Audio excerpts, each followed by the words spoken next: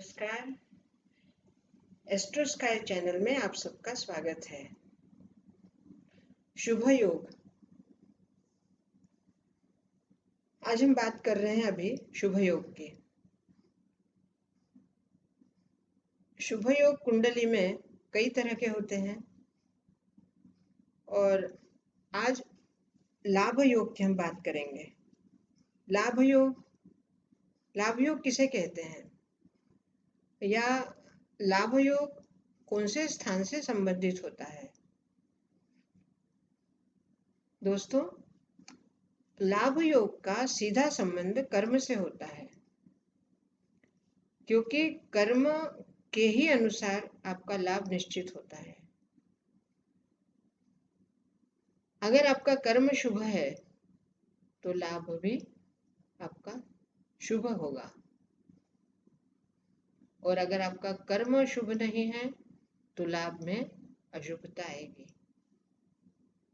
अब लाभ भी है और अशुभ भी है, ये बात कुछ समझ में नहीं आती।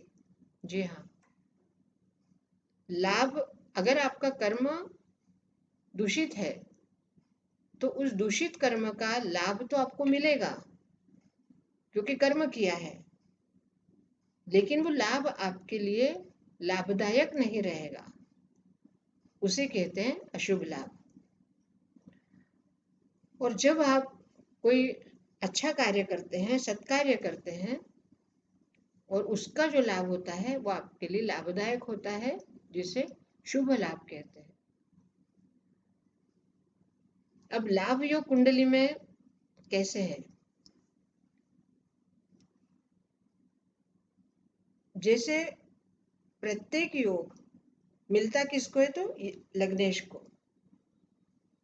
इस योग के लिए भी लग्न के स्वामी का अच्छी जगह पे होना अति आवश्यक है। अगर लग्न स्थान का स्वामी धन स्थान में है या भाग्य स्थान में है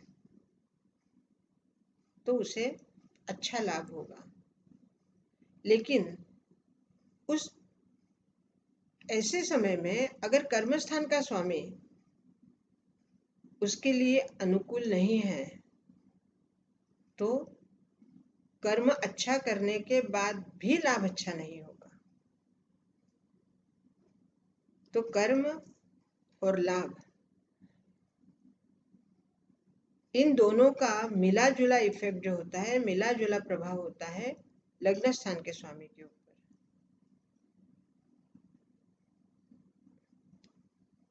अब कर्म करने के लिए जब हम आगे बढ़ते हैं या विचार करते हैं तो उसका इंटरनल कनेक्शन होता है पंचम स्थान से, क्योंकि पंचम स्थान से आपको उस कार्य को करने की विचार शक्ति मिलती है।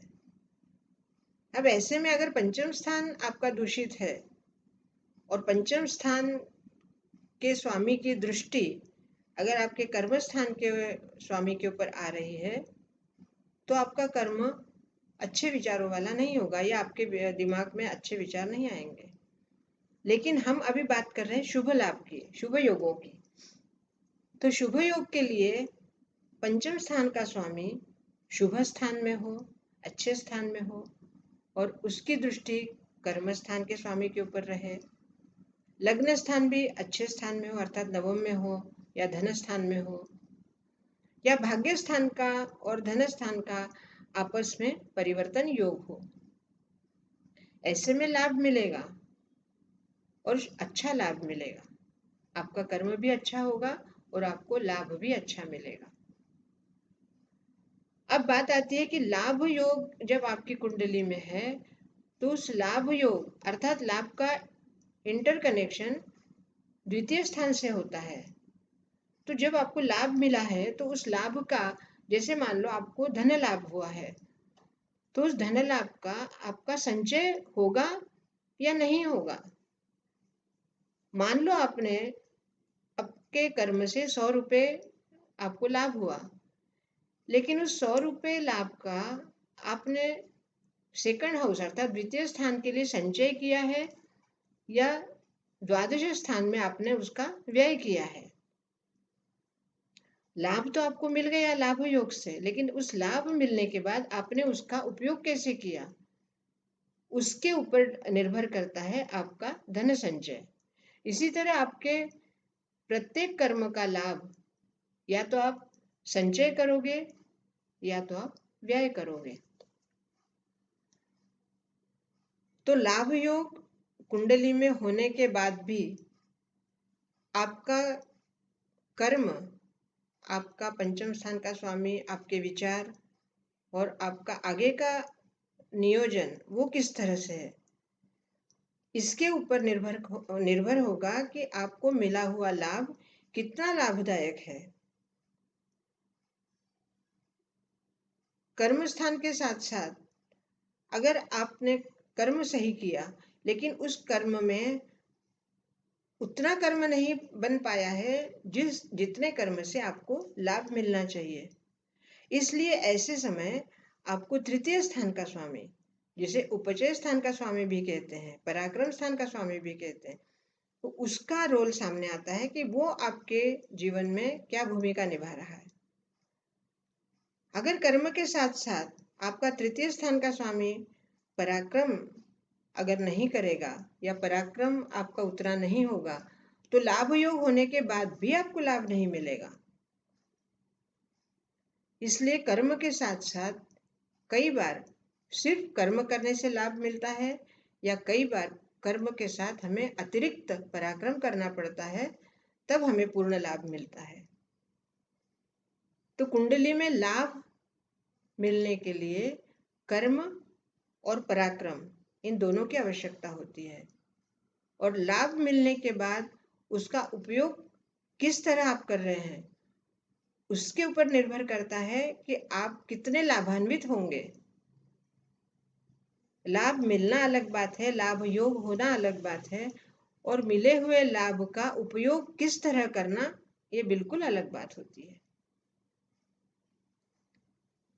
दोस्तों, कुंडली में योग कई तरह के होते हैं और प्रत्येक घर से, जैसे 12 घर होते हैं कुंडली में, तो प्रत्येक घर से एक अलग योग निर्माण होता है, अलग योग बनता है, और हर योग का अपना अलग प्रभाव है। इसलिए कुंडली में योग कितने हैं, शुभ योग कितने हैं, अशुभ योग कितने हैं, और उन सब योगों का हमारे जीवन में किस तरह परिणाम होता है और किस तरह हम उसका उपयोग करते हैं, किस तरह हमारे जीवन को वो बदलते हैं। योग के साथ साथ, जैसे मैं प्रत्येक योग के साथ एक बात बता रही हूँ कि महादशा अंतरदशा इनका भी और गोचर का भी हमें ध्यान रखना पड़ता है।